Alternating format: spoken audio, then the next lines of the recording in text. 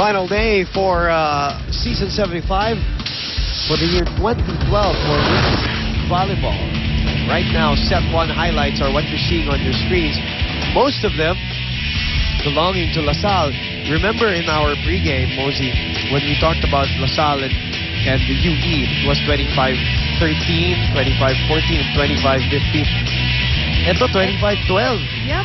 Very low score for National Bulldogs. Sinasabi nga natin lagi, mukhang ngang NU ang dark horse this year.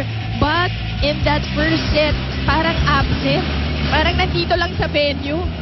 Pero hindi masyadong naglaro. It was a totally different NU. When they came inside the court, I thought it was their parang joyful and talagang in the mood self, no? But eventually, parang after a few points, nag-die down and look at the attacks also of DLSU matching the NU Lady Bulldogs with 5. But look at the errors. Oh, Just wow. too many. It's giving 16 points to DLSU. They had to work for just a few more points, 9 points in fact, to win the set. So, naging very easy. And their errors are out of lack of concentration. Yes, a diba? lack of focus totally. Kasi like from the serve, diba? Naktitingin lang sila. Correct. Jen Reyes was there, but you know, she, again, limited lang ang pwedeng gawin ni, limited function for Jen Reyes. And yung nagkaroon pa sila ng rotation error, which is, you know, these are the usual 6 that you see inside the court. How can you have that? So, yun yung big factor doon. Must be yung lack of focus in this game. So let's see if they can recover in this second set. Lack of focus, and right now I see lack of joy. Yun Mosey. Naging yun na yung brand of play ng NU. When they're playing happy volleyball, correct. they're doing well. Correct. Mika Reyes with a thundering attack. Oh, sorry, thundering block on Myla Pablo. That was totally sent back. You think the LaSalle players talked about her too?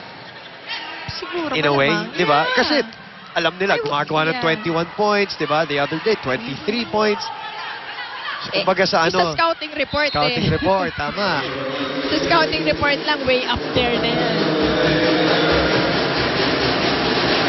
This is where I feel Dindin Santiago has to assert herself, not only offensively, but really getting her team together. You're the captain. That's right. You've got to, you know, get this team together. That's right. Siya yung pwede. Gonna lead this team. 2 serving 1. Let's check in with Apple David. Most of the huddles of Coach Francis were addressed to their setter, Cookie Salibad. He wants her to show more variety with her sets and to utilize their spikers more efficiently. He doesn't want his players to play safe. They have to gamble, create, and kill the ball. Another problem for NU is their rotation errors. Hindi nila alam kung saan sila nakapwesto, and as a result, hindi sila makareceive ng maayos. Lastly, Coach Francis told the Lady Bulldogs to not be afraid. Ilabas pa yung tapang at angas sa laro. Buman Mosey. Lagi nyo naririnig yung mga ganyang salita na para sa mga baguhang nanonood ng volleyball ay baka isipan ng negatibo. Pero kasama po sa larong volleyball yan. Galang is checked. Chance for LaSalle here. They go back to Ara. Oh, smart play there from LaSalle. Galang going to that empty spot on the side of the Lady Bulldogs. Just adjusting at the right moment. Taking a little peek.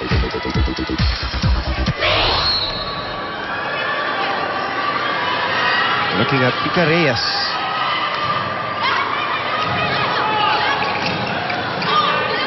Galang again. Goes to the other side. Salibad. To Urdas. And the blocking of LaSalle has either been a source of points or at least delaying the ball so that they can set for themselves. Fake play. And the combination works. Bumabaw finishing that one off. Beautiful combination play coming from DLSU. Look at this once again.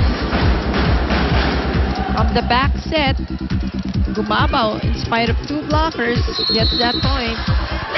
The Bulacan native. Mga interview pala natin kanina, si Jen at saka si Mika, parehong taga Bulacan. Ayan, nagkabigayan doon. Jen Reyes and Mika Reyes. Wow. How strange is that? They're both from Bulacan.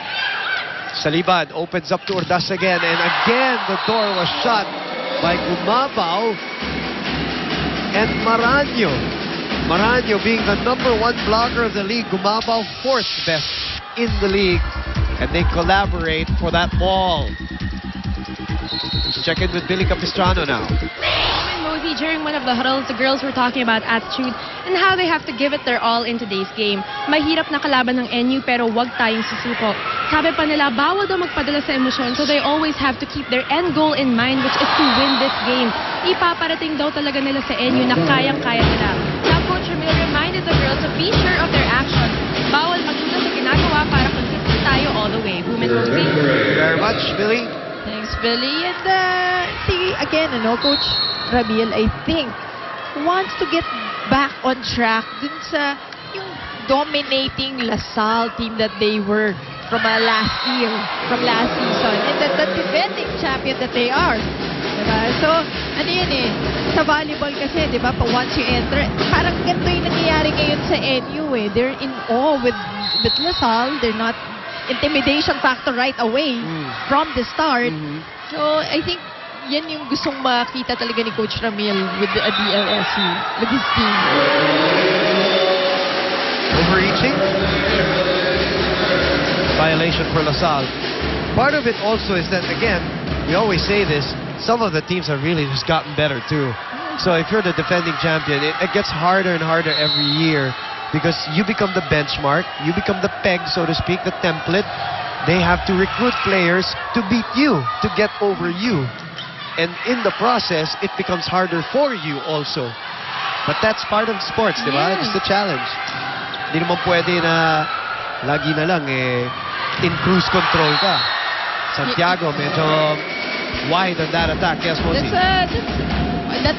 That thing, yung all eyes on you, yung competition na yan, makes it more exciting, di ba? For the audience, for the people watching volleyball or for whatever sport.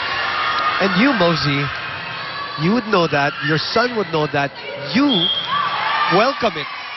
That people are after you. Diba? You welcome that competitive atmosphere. And you want that challenge that you Correct. work harder and harder Correct. each and every year.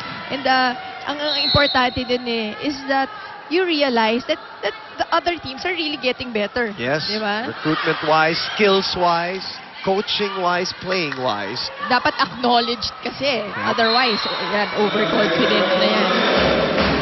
Check ball. So a point to Maranyo and a point to LaSalle. But Coach Ramil was not happy about that play. It was actually a misset pa ng konti. But Esperanza stayed on the floor. Fajardo still no sight of her. Esperanza, when she's steady, she will stay there. And Pablo with a missed reception as we head into a Kit Kat break. Get ready for what's next. Have a break. Have a Kit Kat.